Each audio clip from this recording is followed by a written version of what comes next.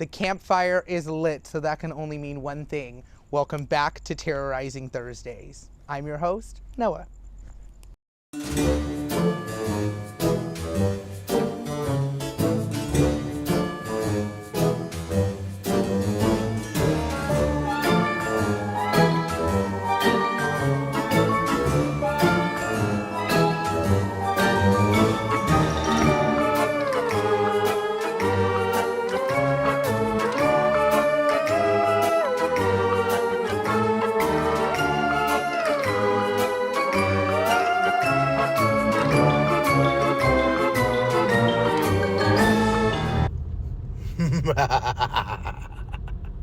Before we begin, I would like to invite you all to follow me on all other social media platforms at Disnoahland to keep up to date on all the haunts I do not share in Terrorizing Thursdays.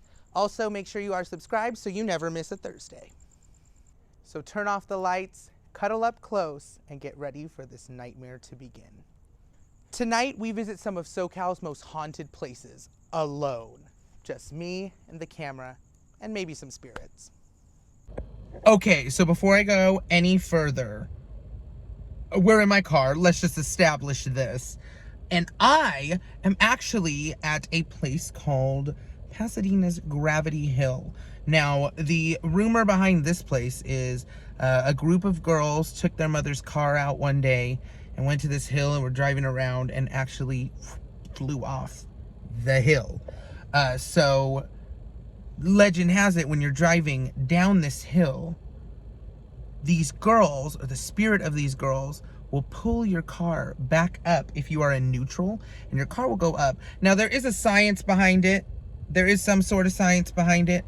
But I like to go with the spooky stuff. I like to believe it's the spirits out here. Not to mention people saying their radio starts all by itself. So creepy things like that. But let me show you where I'm at. Okay, and as I'm getting closer, a cemetery right here. No, thank you. No, thank you, Gravity Hill. I'm good. I'm gonna keep on going. Get how scary that chair is just sitting there. I'm at the corner of, you can't see it because it's so dark, Sunny Oaks and Loma Alta. Okay, y'all, so I made it over here to Gravity Hill. That rumor has been debunked. I drove around for like 15 minutes in the exact spot it took me to. I was like reading the instructions, turn left here, turn right here. You're gonna pass like 3 or 4 dips. You're gonna see this sign, and that's where it begins. And I was there. I put my car in neutral, and nothing happened. Oh my God, as I was recording that, it stopped recording. My phone turned black, like it shut off black. And my radio started playing. I'm not even kidding you. They were like, okay, your car might not have gone up the hill, but the spirits are still very much alive and very much here. Now I'm scared. I gotta get out of here. So people believe that the girl and her friends that flew off this hill are the ones who haunt this place. But others do believe that it was a school bus that actually fell off the side of this hill. And as you're driving in and out of here, if you use baby powder, which a lot of people recommended I bring, and I did not bring any, of course. But if you bring baby powder and sprinkle it on parts of your car, you should be able to see little handprints. So I was like, okay, I'm not getting out of my car up here, and I'm not trying to see no little kid handprints. I'm already scared. And it's starting to like sprinkle up here, which is a little odd, but we're gonna go home because I'm a little scared. All right, so while we were in the area, I decided to go check out the Sugar Mint Gallery, which is closed right now. But okay, pumpkins, how cute. This, you may better know as the home of Michael Myers from Halloween. John Carpenter's classic 1978. That's when they filmed it. But here's the house. How cool. I don't want to step on their property because it does say private property. But how awesome is that? This is Michael Myers' house. I feel like I shouldn't be here at night because I feel like Michael's about to come busting out that door and chase me down the street. But they got a cute little neighborhood over here, little shops and restaurants and stuff that you can go visit. They got a coffee right there. But this is just so cool. I found it only fitting to come visit this place at night. Now, this place also hosts little like vendors and stuff every once in a while, and you can actually take pictures with the real Michael Myers right in front of the house every once in a while. So definitely check their Instagram for that kind of stuff, because they do that. I do know that they host events here. All right, so really quickly, I just want to talk about this next place that I'm going to be showing you guys, because I don't want to get out of the car right now at this time by myself because of stuff that goes down over there. But I am going to the Colorado Street Bridge, which is a very historic landmark here in Pasadena, and was home to tons of indigenous people before they built the bridge, who lived there and died there. And there was a river that runs through there, and they would say that the river would hit the rocks so hard that it sounded like laughter, like an evil laughter, which eventually became home to the Devil's Gate over underneath the bridge. It's a little bit distance away, but it is under that bridge. And people still go there today and try to do rituals to try to bring back the devil or whatever they're trying to do down over there, which is the reason I don't want to get out of my car. But also, in the 20s, when the Great Depression was happening, people actually decided to take their life off of that bridge. So there's lots of history there with that, and tons of history with the indigenous folk that lived underneath the bridge. So it's a very active spot. People see sightings there all the time of paranormal things from, you know, people in the 20s and the indigenous people who lived there before that. So I'm kind of excited to check it out. Hopefully one day I can go and actually walk it and kind of get a vibe for it, but I don't want to do that by myself in the middle of the night. So we're just going to drive past it and I'm going to show you guys. But it's kind of creepy. It does sound a little creepy. Devil's Gate, I'm not trying to go there. So I'm just going to stop here for a second so I can show you guys. That is the Colorado Street Bridge. And right over on the other side, under in this very dark area underneath that other bridge over there, is home to where the river once flowed, and the Devil's Gate's all nearby this area. But it's a hot spot for activity. And honestly, the bridge is gorgeous. If you see this in person, you can drive over it, you can walk over it. It's a very, very, very pretty bridge. I just recommend not doing it in the middle of the night because you never know who's lurking down in those bushes and down in those like little ravine area down there.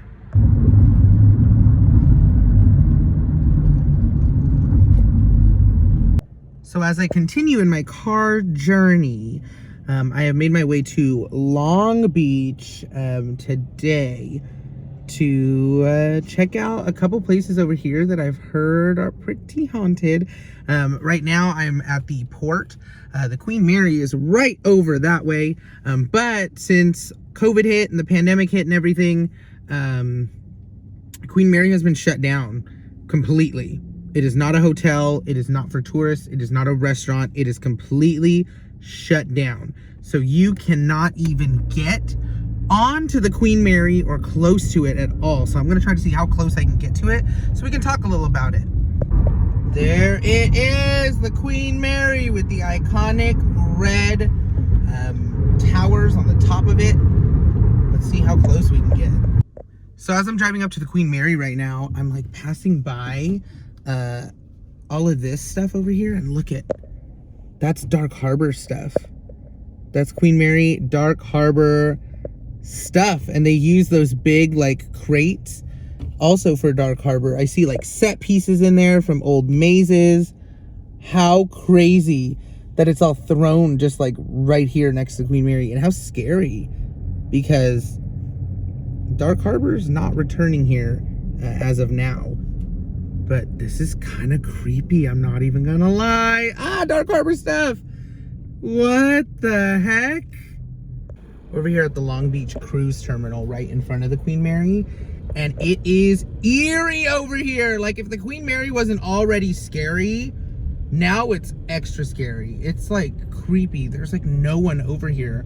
I'm like the only car driving up in here. Ah! There's some more Dark Harbor stuff over in this area. How scary. Oh my goodness. How creepy over here. This is just crazy. There's just Dark Harbor thrown all around over here. Like completely neglected and just thrown to the side.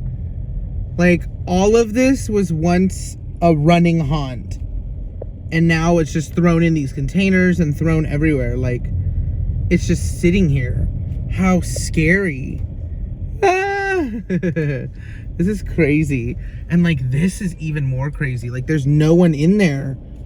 Queen Mary is just like done. It's weird. It's weird being here. Now with the Queen Mary off in the distance right here, I just really quickly want to touch upon some of the ghosts and crazy things that you can experience while on this ship. Lots of people have said just walking on the ship is just eerie and creepy, and you get chills and there's cold spots. It's kind of crazy. And myself actually walking on the ship alone down those hallways, it is quite frightening, I will say. But one of the creepiest rooms upon the Queen Mary is B340, which is known for a murderer who still inhabits the room even after he died. I know they rented out that room to people, especially if you wanted to stay a night in B340. You got like a Ouija board, and you got like a crystal ball and stuff all in the room to like make your night super creepy. But if you're walking on the Queen Mary by yourself and just kind of walk on as a tour, they will not show you room B340. It's kind of in the back, hidden behind a staff door. So you cannot see the room while just walking on the ship. But I don't know. It's kind of cool to think about that there's lots of like history aboard that ship, and some of the spirits still live there. This lady over here walked past me like, what the hell are you doing? Just talking about the ghosts. So will we ever see the Queen Mary again, operating as a hotel or a restaurant or whatever? That is still up in the air. I have no idea. I know the city of Long Beach has to deal with that and try to see if they can restore it and see if they can make it safer than it is now, because it's a pretty old ship. It's been sitting there since like for years. It was built in like the 30s. So it's old, it needs maintenance, and I think people were just realizing that, like, we should probably fix this up before you put people on it. But there's so much history on that ship, it's crazy. And as for Dark Harbor, they did a panel at Midsummer Scream, and they did say that they were going to try to bring Dark Harbor back, not this year, hopefully next. If the Queen Mary does come back, but if not, they were open to other options of seeing where they can possibly put a Dark Harbor event. So I touched upon room B340, but there's other entities on the ship that like people know about and are super popular. Some of them are ghost children that run around the old pool that they used to have on the Queen Mary. Rumor is some girl died in the pool and she still haunts it. And you can hear her calling out to you if you are down in there. Also, a sailor that got crushed in the engine room, he's known to haunt the ship. And also this person that they called the Lady in White, she's been seen all over the ship. So it's kind of creepy that people have seen this, and multiple people have seen something like this. So it's not just like one person saying, yeah, I slept there for a night and this was scary. People have seen it. And walking on that ship, you can just feel a change in energy, and it's just weird. So another really popular location for hotspots is this place right here. Sunnyside Cemetery in Long Beach, just a 10-minute drive from the Queen Mary. People report to see an apparition named Bessie here, who they believed got hit by a car and died before she made it to the hospital, and still haunts this cemetery. So it's kind of creepy. I don't know anybody who's buried in here, so I am not going to go in. But I just wanted to pass by and kind of let you guys know about this place. If you're brave enough to check it out at night by yourself, good luck. you're gonna see Bessie. Okay, so there's a park right up the street from the cemetery that I parked at, and I'm kind of gonna go walk and just show you an overview of the cemetery. Lots of like things that I was reading up on were saying to come visit this cemetery at night. And I was like, how are you gonna get in at night rather than like if you're gonna hop the fence or like you're trespassing at that point. But the park up here is open. And there's a fence right there that's open and leads right into the cemetery. But this is a big cemetery. I'm talking massive. Like, look at this. Here it is. And it goes all the way down that way. But like I was saying, there are rumored apparitions that still haunt the cemetery. And you know what? It's a cemetery. What do you expect? But Bessie is the one that's like the most popular. She's the one that people see the most over here.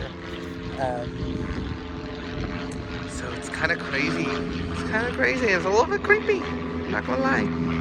All right, so I'm leaving this park here by the cemetery to go to another park. It's called DeForest Park. It is in Long Beach as well. And this site is known as one of the most haunted places in Long Beach to locals. Even some say more haunted than the Queen Mary. And lots of people say you should not travel there alone because of like things you hear and things you feel. But it wouldn't be a Terrorizing Thursday if I didn't travel there alone because I want to be scared, you want to be scared, and yeah, so let's do it. Okay, so I have made it over to DeForest Park in Long Beach. This park's huge. It goes all the way down there, all the way down here, and there's like everything you can imagine. Like there's, you know, tennis courts, basketball courts. Down over that way, there's like a baseball field. Tons of stuff going down over here, but this is supposedly a really big hotspot for paranormal activity. So we're just gonna kind of walk around and see what's going on over here. It's windy. There's definitely some weird energy here. There's like no one. Look at, there's my car, the only one in the lot. And there's like nobody else here.